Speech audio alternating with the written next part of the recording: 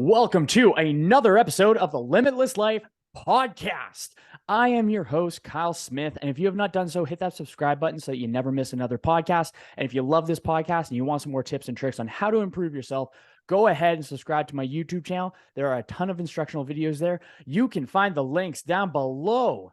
However, for today, my friends, we have the one, the only Marc Morris. Kyle, thanks for having me on, man. Oh, thank you very, very much for being here, my friend, for taking time out of your busy day to help entertain and educate or edutain the audience, the people around us, and myself, of course. So thank you very much for being here, dude. Yeah, I'm happy to be here. It's one of those things where, you come to educate, but hopefully people stay for the jokes. That's what keeps them coming back. I really like that, dude. Yeah. I really like that. So going into some crazy knowledge bombs or some thoughts, how is it that you impact the lives of other people? Yeah, I was kind of reflecting on it this morning. It's been like a 20-year journey in this stuff. I started as someone that wanted to lift weights to improve my high school athletics, and realized there was a whole other world of people taking that stuff seriously. Kind of led me to powerlifting and being more interested in that type of stuff and getting competitive in it. And I was one of those things where just opened, a whole new world in terms of, someone that was admittedly I was a smart kid growing up, but never really found my way and didn't have something that I was super passionate about, and realized that I could put effort into something like that. And it would not only improve me physically, but it just opened so many doors. So I've been on kind of like this 20-year tear of figuring out, number one, how to get jacked, but also how to improve that, in others' lives, and just seeing the impact it had on them. So it's been that, and it's been working with individuals over that period of time, nutrition and, powerlifting clients. But now in the last little bit, I've been, training other coaches and leveraging some of the stuff I've learned through adult education and doing my PhD and that type of stuff. So it's been kind of even a broader scope and really exciting, because then I get to teach others, and it impacts a wider circle, and they're almost like no longer my kids, they're my grandkids. So it's really cool to hear the stories and stuff. That's kind of cool. So the way that you're kind of viewing it is, as a fitness coach, your clients at those time were your kids because they were directly from you. Exactly. Now Directly you from you. have yourself, then you have the coaches that you're working with, and then your coaches' clients are your grandkids. Absolutely. I love that visualization. That's a really cool way of framing it. And then, of course, the grandfather's always going to spoil the clients. Hey, there you go. Well, I just honestly, there's been quite a few scenarios where the clients that have worked with the coaches that I've trained have reached out to me and said, this is life-changing. And to me, it's like, wow, isn't that cool? Because, you hear those things from your clients, which is fantastic. But to hear it from someone else that you didn't directly work with, but just has impacted kind of like your ripple is just really, really cool. And, what a thing to dive into. And I think as we continue to work through these things, just like legacy becomes more and more important. And that's just a way to reach a wider audience and touch more people. I really like that, dude. So given the kind of the broad range of individuals that you work with, there's obviously, those are just a variety of relationships that you're maintaining and reconstructing and deconstructing and making it so that's a collaborative approach, so that both parties are benefiting, which in my mind is the best practice in perpetuating progress in both lives, is when the coach and the client gets to benefit. So in saying that, when it comes to communication, conversation, building that relationship and setting a healthy foundation, boundary, and expectation, how do you communicate that with the people around you, the people that you work with? Yeah, I think one example that kind of sticks out in terms of building trust with the people that I work with is that a lot of people come to this stuff, especially when it comes to nutrition and fitness, and they have some idea of what they need to be doing. And I think for the longest time, coaches, trainers, the people that are more educated and established in these areas have always been kind of, you don't need to do that, you shouldn't do things this way, that type of thing, and almost kind of trivializing their thoughts or the way they want to approach things. And I remember just, growing up in the powerlifting world and cutting weight for competitions and that kind of stuff. I remember one of the longest held beliefs was like, you shouldn't cut weight for your first powerlifting competition. You shouldn't do this. It's about, you should just show up and lift and that kind of thing. And I just remember, being around people that wanted to do that. It was their first meet. It was the competition for them. They had this idea in their mind of what they were doing. And I remember hearing the more established people in the area say, you shouldn't do this, you shouldn't do that. And I just remember either it turned those individuals off and they just ended up doing what they wanted to do anyway. And I remember thinking, if someone's asking me this or the people around me, they're doing it with or without my permission. It's more or less like for approval in many cases. And what better way to build trust than to say, hey, this might not be the best idea, but it's your idea. And there's better or worse ways to do this. So let me help you through this in the best capacity I know how, with the knowledge that I do know how, and in a way that's like safe and effective. And, if it doesn't work out, we can do it my way next time. Right. Like that's where I think people, they go through that process and they look you in their eyes and are like, we'll do it your way next time. It doesn't necessarily need to be my way because you do know better. But I think a lot of times there's a difference between being right and being helpful. And if we can focus on, being helpful in most cases, we build trust. And through that, we can set expectations and do what's ultimately best for people. So it's not always like, just knowing better and forcing that upon others, because to me, that's like, that doesn't change people. It doesn't touch people. It doesn't result in the change that we want. It might be what's ultimately best for them, but there's more effective paths to get there. I totally agree with that. The way that when you said that, the way it kind of summarized in my mind is, rather than having those dogmatic or ideological approaches or just going along with the trend of what other people are just saying or dictating, you're actually trying to meet the person where they're at currently and trying to not force, but I like telling my clients that they're the boss. I just tell them what to do. But in a sense of meeting them where they're at and then just working with them to be able to just make progress from that point, rather than you have to go with everything that I say and just completely revamp everything as is into something that doesn't work, may not work out with the best interests at heart. It's just it's much more personalized than it is cookie cutter. I think that's a really cool way of going about it, dude. With building the trust and with building the relationships, have you found that there is a good overlap between coaching or basically work and outside of work and your relationship building then? And how does your communication style vary between coaching and a friend? It's a good question. I think the biggest thing is I've invested so much time and energy into my career and helping people that, like, I would say most of my friends are in those circles now would be the biggest thing, which is kind of funny. And I think it's probably also just a result of, the pandemic and everything over the last 3 or 4 years that, like, I don't know, I guess I don't have friends that don't pay me or I don't pay them.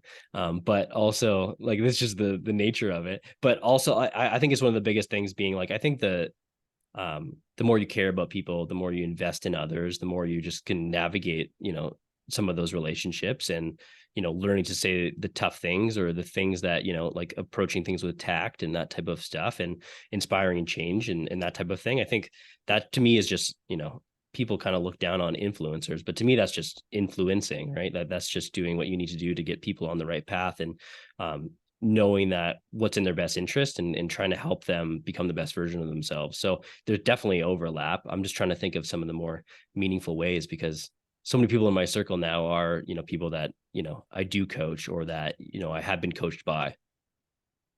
That's totally fair. Yeah. I found that over time for myself, I don't really have a separation between work and life, I suppose. I found that I have much more of a work-life integration where my work and my life are just one and the same. Totally. But I created that life or that lifestyle where I get to just kind of do the thing that I like to do, but it's kind of just all across the board. And I find that that brings a lot more fulfillment and joy into a day-to-day practice of existing. And I think that's Completely. been really very, very helpful on that one. Yeah, well, I mean, if if you don't feel like you're working, you just feel like you're helping. I mean, there's no better place to be in, right? In terms of, there's a lot of flexibility that comes along with that. You get to have conversations like this and dig into that type of stuff. So yeah, it's really fulfilling. And even just in working with, people that are different from you as well. And some of the, um, the tougher situations that end up being the most like fulfilling ones, where it's like you finally get someone to see what's been in their way for the longest time and they break through it, is just one of the coolest things to experience as a coach, for sure. That's sweet. On the note of breaking through things, what's something that's kind of lingering around that you could be breaking through mentally? Personally, Yeah. yeah. Oh man. Sometimes ideas get, kind of planted in your head, and it's just not the right, it's not the right time for them, kind of thing. Sometimes it needs to be your idea, or just like the stars don't align, and that type of thing. Um, I remember a mentor saying to me probably like 4 or 5 years ago that most business problems are just personal problems in disguise, right? It's just like you are the one getting in the way in most scenarios. So, I've been on the path of like blowing up my certification program and putting so much effort into that, and realizing over time that, maybe I'm the only person in the way here.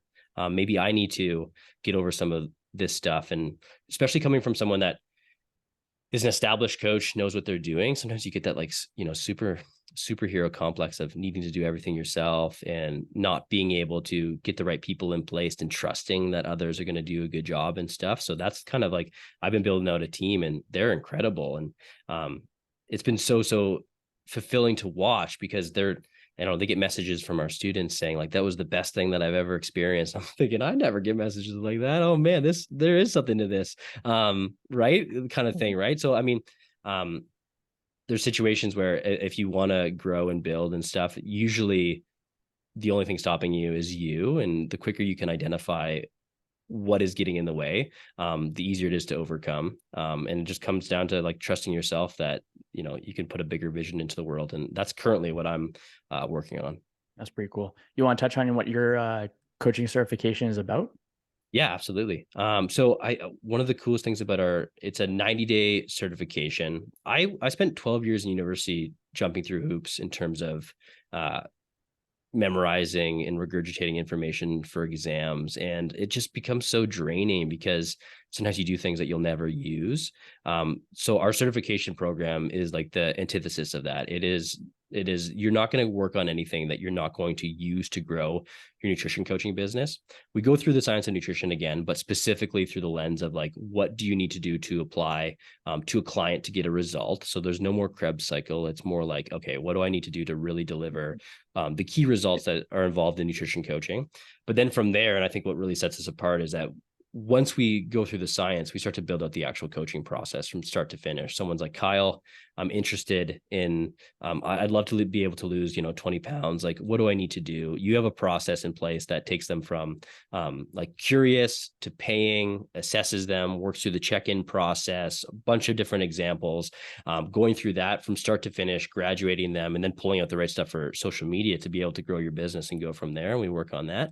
And then we transition into, once they built that all out, I'm very much let's throw you in the deep end. You're going to work through that process with an actual client under my supervision. So you're going to go through everything in terms of actually doing it. And then from it's kind of like a practicum, from a practical experience, people build the confidence. These coaches are no longer just people that know what they need to do. They have the confidence that they can actually do it and put it out in the world and go from there. And that's why I'm seeing coaches go through a process that in other certifications, they're like, I learned a lot, but I have no idea what I need to do. And these coaches are like, I have 10 clients now. I have a business. I'm thinking about like, going from this like side hustle thing to taking it full time. And I'm like, that's cool. And it all comes down to being able to apply what you know and working through that. So we do that over 12 weeks time with tons of support and guidance, led by people that are actually doing this stuff in the trenches with you in terms of coaching others, focusing on, specific groups of people, that type of stuff, and going from there. So that's the program.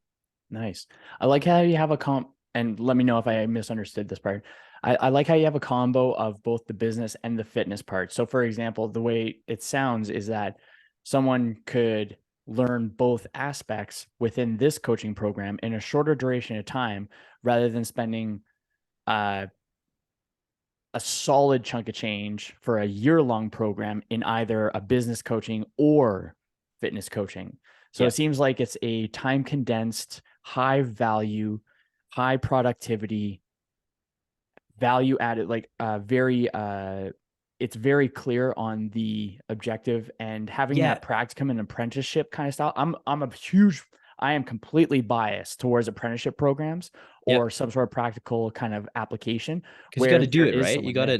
You got to be able to do it. And I think the biggest thing is, yeah, no, you nailed it. And it's become streamlined because we don't just apply business principles to something. We apply it specifically to nutrition coaching, right? Would be the biggest thing. And I think that's where, I mean, no knock to other, you should learn from a bunch of different people, but other like business coaches in general just come at it from, maybe they're not doing coaching based stuff or a service based industry or that type of thing. This is like very much specific to nutrition coaching. And the reason why I teach the things that I teach is because I know they'll work, because I've, built my own business through that and kind of go from there. So yeah, that's the biggest thing, is that like the streamlined aspect is because it's really specific. I really like that, because one obstacle that I had was understanding the business side of things better than I actually understood the nutrition and the fitness side of things. So for a longer duration of time, I would have said that I am a better business owner than I am coach. Now it's significantly different. Mm-hmm. But if I had an opportunity to work with, and then when I enrolled in business coaching, then I would ask for assistance on developing my program to get the highest amount of progress, or the best progress for whoever came into it.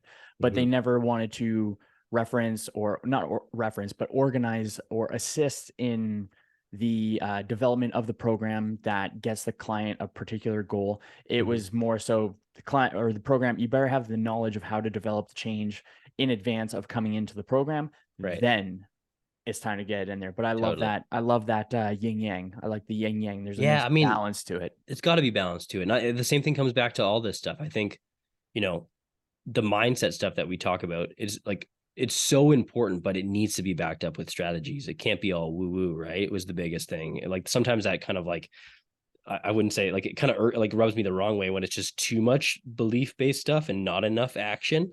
The flip side is, if you're just constantly acting without any bigger vision, is like you'll never get anywhere, right? You're just going to be mindlessly working, which has its place, but that also keeps people stuck. Would be the biggest thing. And it's the same thing. If you're trying to grow a nutrition coaching business, it's like, yeah, you need to be able to market your services and get people interested and get them curious in it. And you need to have a process in place to take them from curious and, turn them into paying clients. And that's a sales process and showing value. And then from there, and I can see it in your stuff, right? Your marketing is dialed. I come to your page and I know exactly who it's for, right? Would be the biggest thing. I should know that within 10 seconds. And what's super interesting, the more specific you get, is that even if it's not for you, people will start to ask questions. It's like, Kyle, I'm a female. Can I still work with you? And they're like, well, yeah, I mean, on the back end, I can do whatever I want in my business. Right. But you come to my page and I know exactly what it's about, kind of thing. Right. So it's being able to do that, but also being competent enough to go through things. And I think your story is unique because a lot of cases it's the opposite, right? You've went through a general nutrition certification, but you're not really sure what to do next. Right. I can't tell you how many times I've heard that. I've taken, the big nutrition certification, and I'm not really sure what to do now. It's like, oh man, like, of course you don't, because they teach you general science, which has its place, but it's just not very applicable. Yeah, it's just one layer of the bigger picture. Mm-hmm. Absolutely. Yeah, and I mean the downside of that is that you just end up with a expensive coaster if you got the textbook kind of thing, right? Would be the biggest thing. That's what it's worth its weight of. So like that part's unfortunate, but I mean, it is what it is. And I think people need to go through those scenarios and learn. Yeah, I like that. I like that. The reference of the expensive coaster. That's awesome. That's so good. So when it comes to the vision, so I absolutely love how you kind of reference how there is. I always think that when you find something that has a balance, that's where you're going to have the least amount of resistance. So I find that when people are participating in the day-to-day life, when they are neither focusing on the future or bringing the past into the present, that is where we find the balance, where we are present. And the I think the more that we can stand in the middle of a seesaw, and we can try to level out the dichotomies or the dualities that people perceive to be, you can either be one or the other, but there's actually a balancing act. I find that to be one of the best places to start is, if this was to be balanced, what would it look like?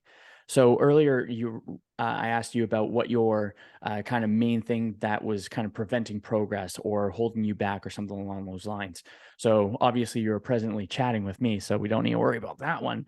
But going forward into the future, I like to think of what your inner role model is. And I referenced the rival and the role model. We have an inner rival that usually prevents us from progressing, and the inner rival that does that, and then the inner role model that we envision ourselves being as the person that we look up to in our own version of that.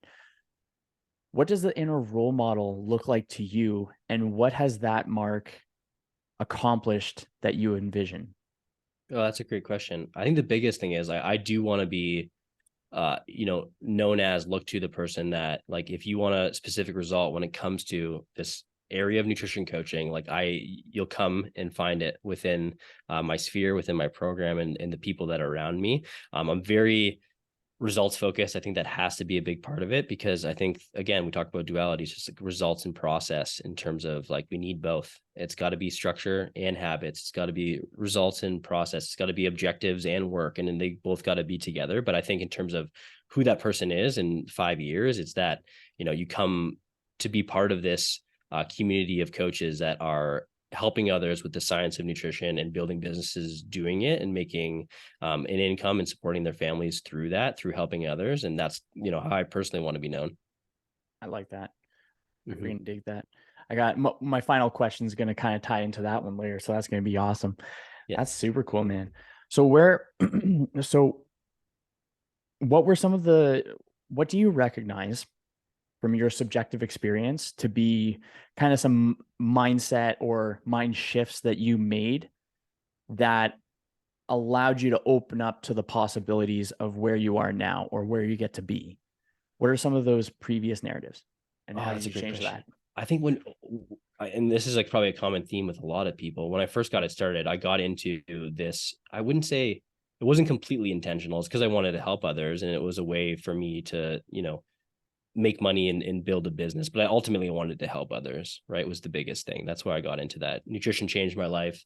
I had a science background in it. I had a pretty good idea of what I needed to do to get others results. And I just wanted to do more of that. And it got to the point where I was literally working with, in 2016, maybe 2015, I had like 100+ clients. Like, I had 15 check-ins per day, 7 days a week. And just like literally doing nothing other than pounding the keys.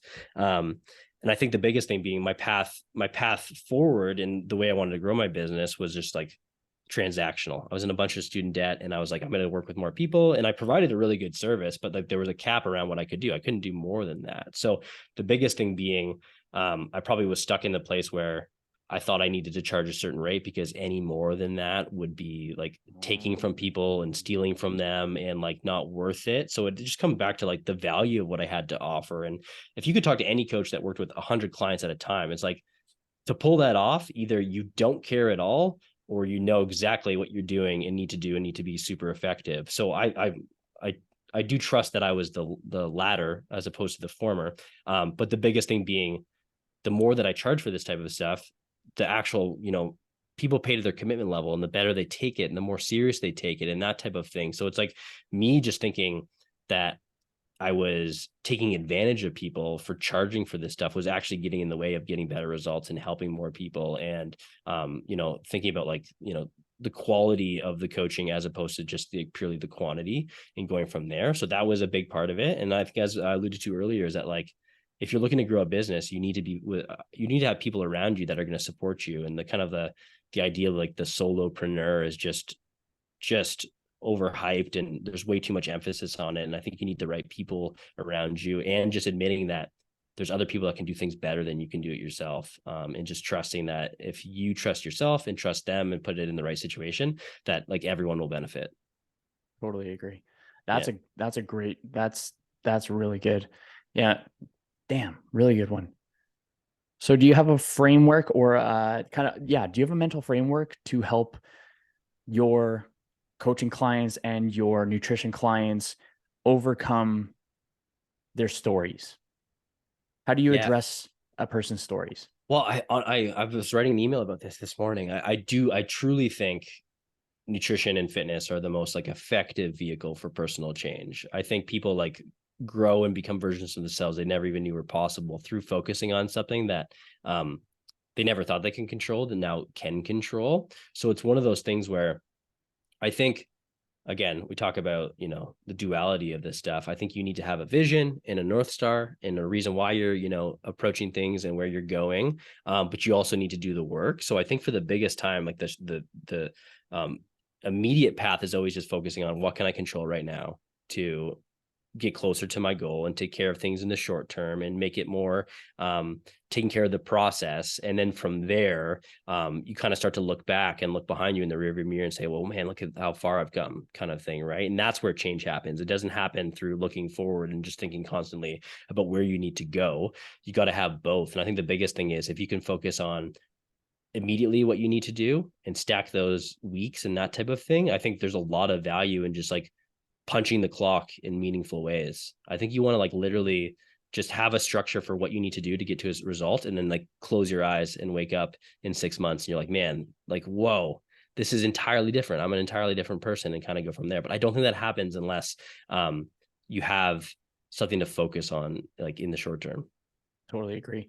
Something that I've been kind of adopting, not to the same extent by any means, but there's a fella at Brian Johnson. He's trying to reverse his aging, and I'm keeping an eye on his stuff because he's doing the things that textbooks are going to be talking about in 100 years kind of idea. And I like to try keeping up to date with all that kind of information. But one thing that he said that really stuck out to me, outside of the part where his daily routine is like worth $2 million or some ridiculousness like that, but what he said, and he's legit reversing his age. He has so much data and so much metrics. It's madness.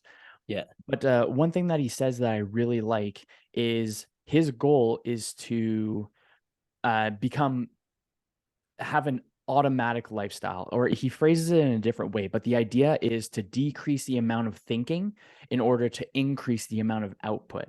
Because when we're thinking too much, then we're misinforming the information. The input is going to be not as clear as it could be. And when we don't have that clarity and we go through the day to day, or what should I do today is a common question. What should I do today? Well, if you just create the structure of the minimal effective dose on a day-to-day scale, and you just automate the process, then you don't have to give up your cognitive space for thinking about what to do next. When the information's already there and you automate it as much as possible, then those previous stories that would discourage us from making progress or prevent us from or perpetuate past pain into the present, then we get to find ourselves making progress where we get to that point where 6 months from now, we open up our eyes and we're like, holy shit. And then we don't realize it because we're not thinking about it. We're not like putting that weight on ourselves over and over and over again, which I find that and setting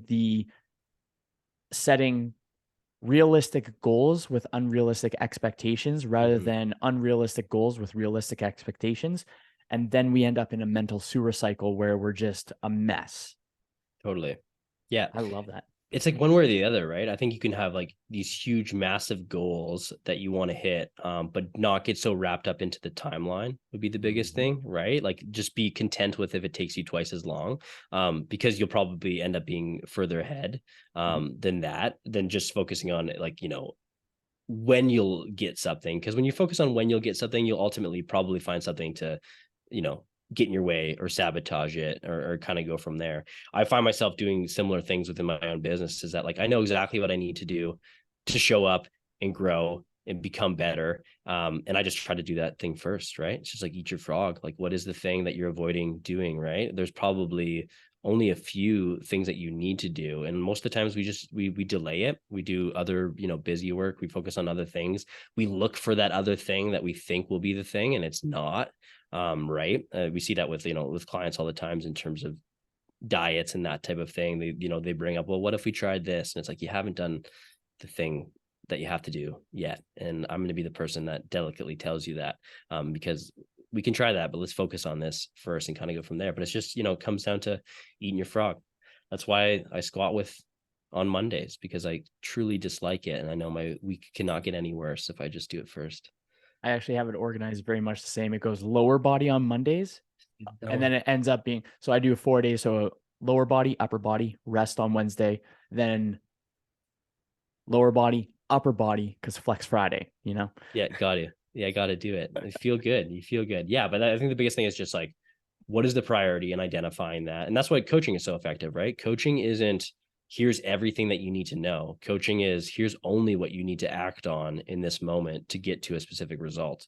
And if you can focus on that, that's what, changes lives. Absolutely. Going with what you were talking about for the time, just time, like putting the Mm-hmm. reference of time. I had a tweet this morning actually. It says progress in the short term would be easier when we adopt the characteristics of a long-term thinker. And I Totally. think when we expand that time duration, there is so much less pressure, so much less annoyance, so much less issues that come along with making progress by just not being in a rush to get the thing Mm-hmm. and doing it well rather than doing it perfect and quick. Which, Absolutely. I like thinking of the reference of if you look at the sprinter compared to an endurance runner. Sure, the sprinter has a freaking crazy looking bod, but if their shoelace is untied and they're sprinting and they trip, they're going to have much more of an injury than the endurance runner who is a little bit more skinnier. Mm-hmm. But when they trip, they just stumble and fall and get back up and go. I think progress is the exact same kind of indicator. Totally. Especially when, if your view of what you need to be doing in this like perfect mentality and whatever it is, like ultimately that just, you can't live up to that and you end up getting in your own way. And that's what derails you, right? Is when, in my experience, the people that make long-term progress make it like when they have absolutely no business doing it. Right. Like they absolutely, yeah. Like they just like, they flat out should not be making progress, be it like, life stuff, like a death in the family, like, work stress, they're moving, that kind of stuff. It's like, that doesn't need to be perfect. It just needs to be enough in those periods. And all those periods add up to like life-changing results, right? It's those people that do just enough of what they need to do and not make excuses and, punch the clock, that ultimately change and stick there. Dude, I think that in itself is a fantastic reframe that people can adopt where, and I'm thinking the objection, if someone's listening to this, the objection would be, well, I can't do that. But that's something simple where it's like, no, just reframe, switch it up. And you don't need to be a person of absolutes where, oh, I'm an all or nothing kind of person. Nobody's an all or nothing kind of person. Nobody loves the hardest. Mm-hmm. Nobody fears the hardest. Nobody's brave the hardest. No one is an absolute of anything. There's 4,238 different words to describe the characteristics of a human being in the dictionary. And every single person on this planet has portrayed each of those 4,320 or 3,238, something like that, Mm-hmm. characteristics. Yeah. And dude, I think that was a fantastic knowledge bomb to drop on there. Is there anything that you want to like kind of touch on that I haven't asked you about? No, I think that's the gist of it, man. Is that like, I think the biggest thing that I think we're focusing on is that there's a yin and a yang to all this stuff, and you got to find that right balance in the right time just to keep moving forward. And it can look different for different individuals. It can look different for different like points of your life and different circumstances. But I think the path forward is always going to be some combination of that, and kind of go from there. Dude, I love it. Well, my Yeah. friend, we are at the I don't want to take up all of your time. I'll squeeze as much as I possibly can, but I want to make sure I get these two questions in. So the Okay. first question that I ask my guests is the end of your days, right? You're on your deathbed. None of your content exists. This podcast does not exist. You have one piece of advice that you can pass on to the people around you. What is that piece of advice?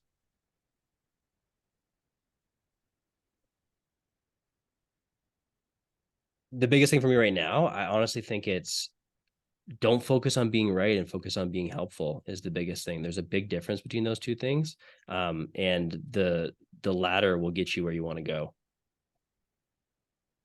Yeah, that's a really good one, dude. Yeah, I just think there's Okay. a big, especially Yeah. from like these science-minded people, right? It's just Mhm. like, of course, um, there's aspects of our, of our world that are objective and quote unquote like true, but that can really get in the way of helping people. I actually, on the note of quote unquote true, I'm also going to share this so that I embed it in my mind, but I like reframing, or I heard someone say this the other day and I just stole it. I wish I remember where I got it, but it is the idea of that true. It's switching the word true to accurate. How true is it to how accurate it is? Because then you get to see a collection of information to create an informed decision rather than what is true, what is false with those dualities. I just thought it was kind of cool. Wow, that's really cool. I think there's like a lot of, I think there's a lot of humility in science that like, just because, we've studied things and it's a principle doesn't mean that we've always studied in like the absolute right way, or we aren't going to get new information that isn't going to change that thing. It's just like the best working idea of how things work. Totally. Yeah. I like saying, or I shared this with a client a little while ago where they were struggling, but I asked, or it was yeah, it was a good conversation. So the point that I made to him in paraphrasing it is, or was, it is no, the feeling, how we feel in the short term is irrelevant, considering that the principles of progress are the same no matter what. So whether we are happy, sad, mad, joyful, disheartened, discouraged, encouraged, the principles of progress stay the same across the board. And if we're able to acknowledge and to do our best, resolve, reframe, or at least tolerate particular narratives, then we're able to get that progress going despite how we feel in the moment. So that way we prevent ourselves from making long-term decisions based off of short-term feelings. Totally. Yeah. No, I love that. I think how you feel is a lie most of the time. It's true, man. It's freaking bullshit. Uh-huh. The last question, this is a good one. It kind of ties into what I asked you earlier with the best version of you. So the best version of you is sitting right next to you right now, or let's say you're at a coffee shop getting a coffee, or you're at a bar shooting the shit. The very best version is sitting next to you right now. What advice does that Mark have for this season of your life? Oh, that's a great question. I was kind of like, as you're laughing, I'm seeing like the salt and pepper version of me. And actually, when I was in undergrad, it's kind of funny. When I was in undergrad, I actually looked like almost identical to Ferris Bueller, and now I just look like Matthew Broderick. So like I'm seeing like the Matthew Broderick version of myself, you know, come into the frame and give some advice.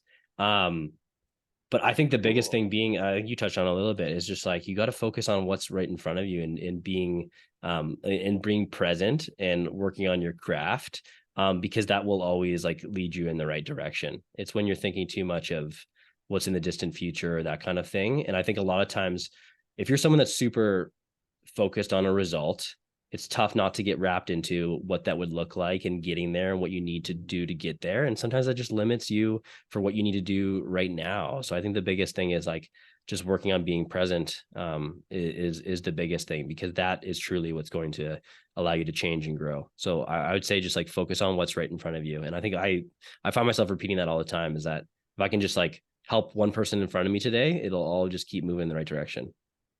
That is awesome. That is a great point to end this episode on. So, my friend, Mark, where can people find you? I'm probably the most active on my Instagram at Marc W. Morris, MARC, and as well as my YouTube channel, as I put considerable effort into in the last year. I'm posting 2 nutrition coaching videos, long form videos a week. And if anyone's interested in that kind of stuff, that's probably the best place to know a little bit more about what I do and how I operate, is to go check out those. Nice. That's awesome, dude. Well, folks, if you love today's episode, please do me a favor right now. Share it on your Instagram stories and tag me with my handle at DapperDudeKyle, along with at Marc W. Morris. That is one of the ways that we grow. And until next time, be kind. And I hope your day treats you as good as you look.